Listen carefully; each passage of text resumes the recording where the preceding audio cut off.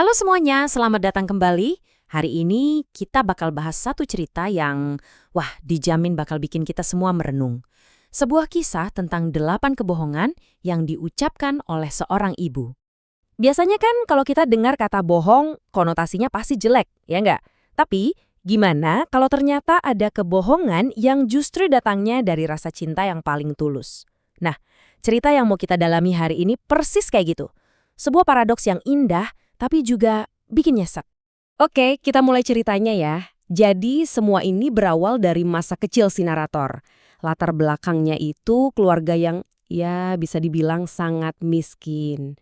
Dan dari sinilah kebohongan-kebohongan pertama itu mulai muncul. Semuanya lahir dari pengorbanan seorang ibu yang gak ada habisnya. Coba deh bayangin, suasananya lagi makan, tapi makanannya itu pas-pasan banget. Si ibu ngelihat anaknya tanpa pikir panjang langsung ngasih jatah nasinya sendiri. Sambil mindahin nasi ke mangkok anaknya, dia bilang, "Makanlah nak, ibu nggak lapar." Dan itulah kebohongan pertamanya. Bohong supaya perut anaknya bisa kenyang.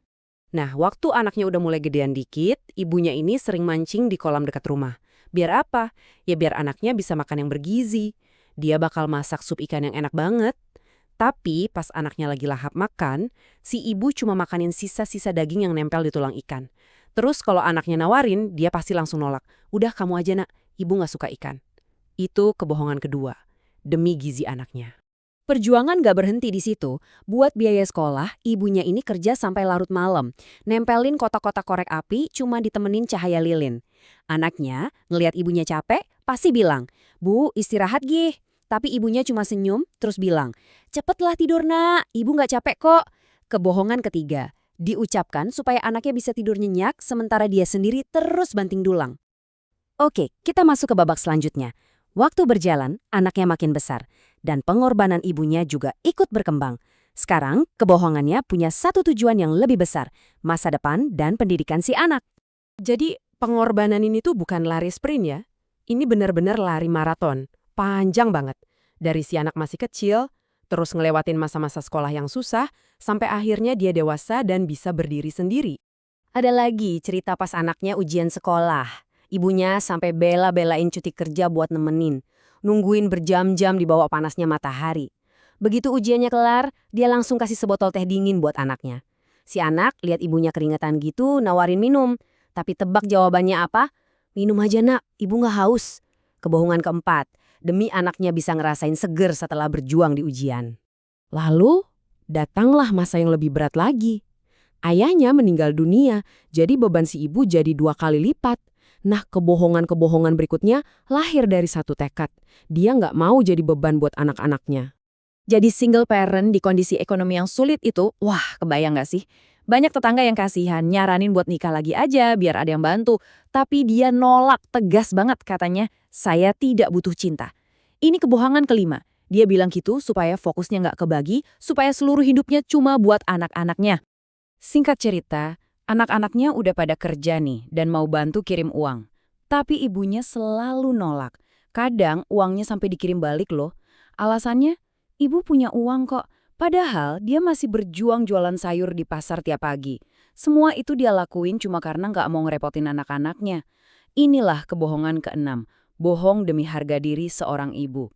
Akhirnya kerja keras itu terbayar. Anaknya sukses besar, dapat gelar master di Amerika. Tentu dong, dia mau balas budi, mau ajak ibunya tinggal bareng di sana, hidup enak. Tapi apa jawaban ibunya? Dengan halus dia nolak, ibu nggak terbiasa nanti." Kebohongan ketujuh. Lagi-lagi supaya nggak ganggu hidup dan karir anaknya yang lagi bagus-bagusnya. Kebahagiaan anak di atas segalanya. Nah, sekarang kita sampai di bagian paling akhir dari cerita ini. Bagian yang paling berat, kita akan dengar kebohongan terakhirnya. Yang paling menyakitkan. Memasuki usia senja, tubuh yang udah dipakai kerja keras seumur hidupnya itu akhirnya nggak kuat lagi. Ibunya divonis kena kanker.